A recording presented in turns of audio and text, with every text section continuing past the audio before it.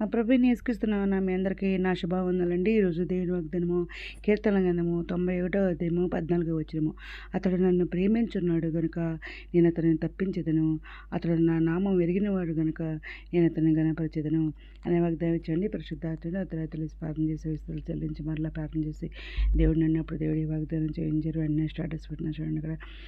అవునండి, మనం దేవుణ్ణి ప్రేమిస్తున్నాం కాబట్టి మనం ఆవరణ తప్పిస్తారంటున్నారు.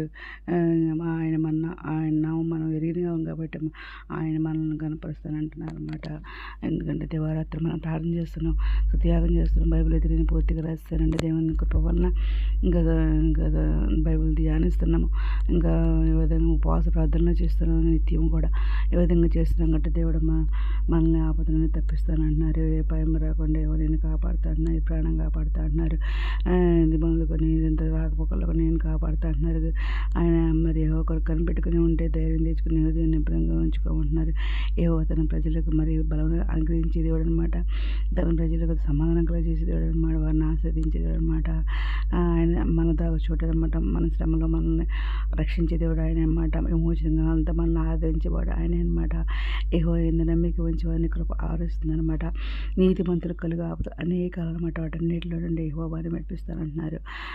మనం ఉదయాన్ని మనం మరి ప్రార్థన చేస్తున్నప్పుడు ఆయన మనల్ని తృప్తిపరుస్తూ అంటున్నారు. అప్పుడు మనం మందిరంలోనే ఉత్సాహం సంతోషిస్తామంటున్నారు అనమాట. ఆపత్కాలన మనం మొర్ర పెడితే ఆయన మనకు ఉత్తరం ఇచ్చేదేవాడు అనమాట.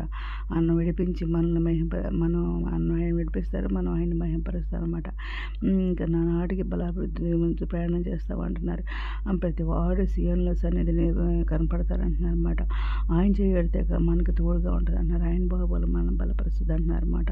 ఎందుకంటే మహోన్నతుని దేవుని మరి చోట మనం నివసిస్తున్నాం కాబట్టి సర్వశక్తిని నేడ విశ్రమిస్తున్నాం కాబట్టి మనకి అపాయం ఏమి రాదు, తెగులు కూడా సమీపించదు అంటున్నారు అనమాట.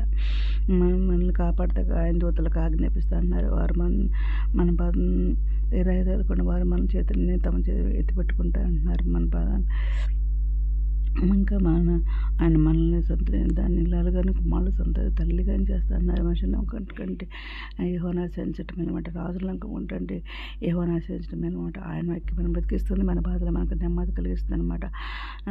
ఇది మరి తనకు మొరపెట్టేవారు తన నిజంగా మొరపెట్టే ఏవో సమీపంగా ఉన్న దేవుడు అనమాట. బాధపరిచేవారికి ఆయన న్యాయం తెచ్చి ఆకలికొని వారికి ఆహారం దయచేసి దేవుడు అనమాట.